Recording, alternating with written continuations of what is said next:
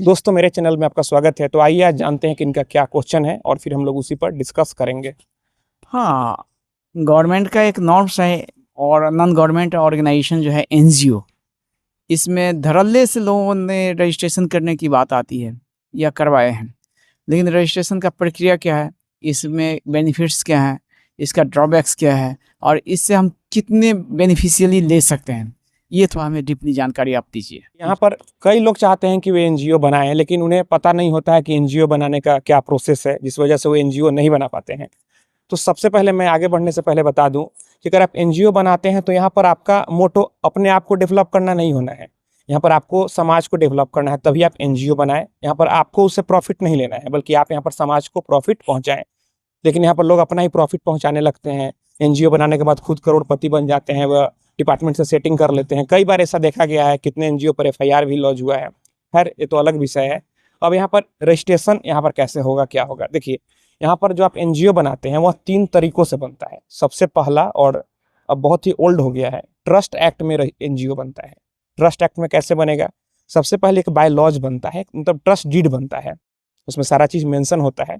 और फिर आपका जो एरिया का रजिस्ट्री ऑफिस है वहाँ पर जाकर उस डीड को रजिस्ट्री कराना होता है। वहाँ पर कम से कम 5 लोग इसमें जरूरी होते हैं, मेंबर जी जी। उसके बाद जो विटनेस भी होते हैं, विटनेस को भी जाना होगा।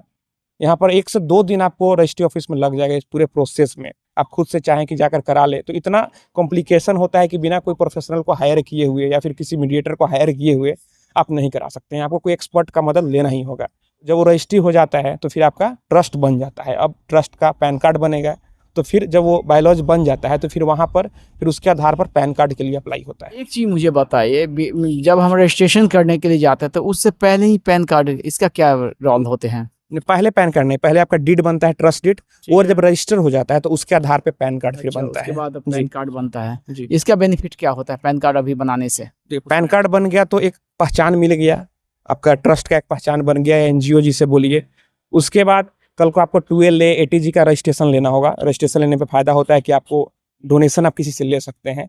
तो फिर पैन कार्ड रहेगा तभी आपको 12A एटीजी का रजिस्ट्रेशन मिलेगा। हमारे पास में आधार कार्ड होते हैं तो उसका क्या, इसमें कोई रोल नहीं है आधार कार्ड का? जी देखिए, यहाँ पर जब आप ट्रस्ट बना लेते हैं तो प्रत्येक फाइनेंशियल ईयर यहाँ पर ऑडिट कराना मस्ट होता है। तो यहाँ पर जो पैन कार्ड रहेगा उसी पर ऑडिट, आईटीआर सारा चीज होगा। तो इसलिए पैन कार्ड तो मैंडेटरी ही होता है। पैन कार्ड का रोल अहम है, ठीक है। और एक चीज़ और आता है, अगर हम एनजीओ का रजिस्ट्रेशन भी अगर हो जाता है तो उसके बाद हमें कितने दिनों के बाद गवर्नमेंट से हम ऐड ले सकते हैं?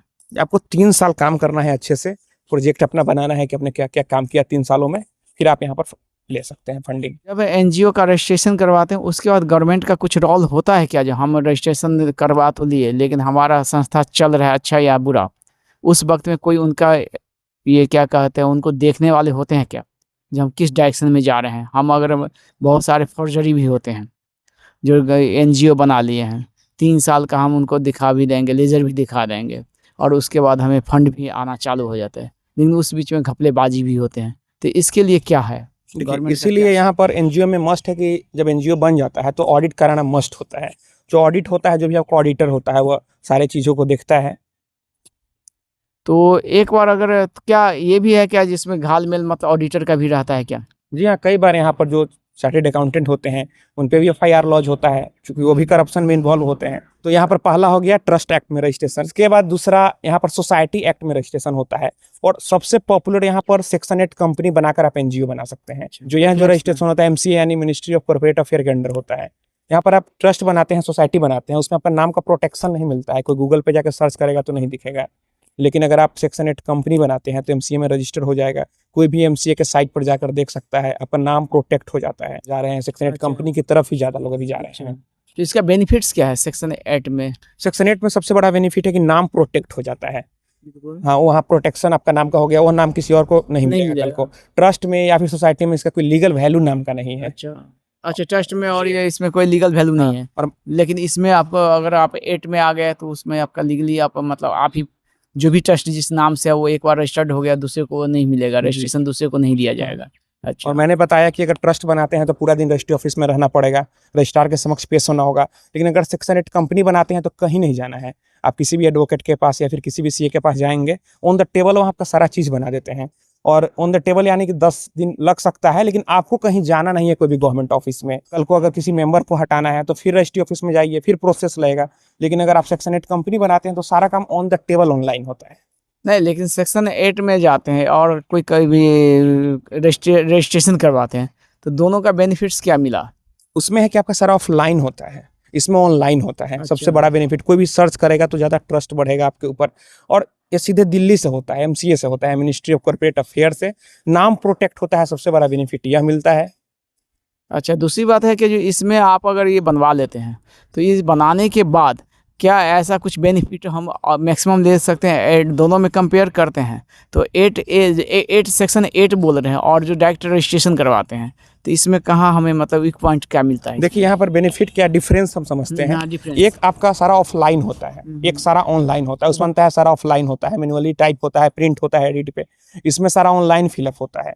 डिफरेंस यही है, इसमें नाम का प्रोटेक्शन मिलता है, लेकिन यहाँ पर वैल्यू दोनों का सेम है, दोनों ही एनजीओ के ही प्रकार हैं। अच्छा, लेकिन आज के डेट में मॉडर्न एरा में जो आप बता रहे हैं, जो सेक्शन 8 वो काफ़ी बेनिफिशियल है। जी, ओके, थैंक यहाँ यू। गवर्नमेंट ऑफिस में कहीं आपको जाना नहीं पड़ता है। तो दोस्तों, मैं आशा करता हूँ आपको वीडियो पसंद आई होगी। अगर मन में कोई भी सवाल है तो आप नीचे कमेंट बॉक्स में कमेंट करें। और अगर आप हमसे सीधे जुड़ना चाहते हैं, फोन से बात करना चाहते हैं, मन में कोई भी सवाल है, तो फिर आप हमें इंस्टाग्राम पर फॉलो करें। मेरा इंस्टाग्राम पर यूजर नेम है Pritesh1584। आप हमें वहाँ फॉलो करें, मैसेज करें। और अगर फोन से बात करना है तो फिर इंस्टाग्राम पर ही मैसेज करके अपॉइंटमेंट बुक कर लें। तो दोस्तों, हम लोग मिलते हैं अगले वीडियो में एक नए टॉपिक के साथ। तब तक आप अपना और अपने परिवार का ख्याल रखें।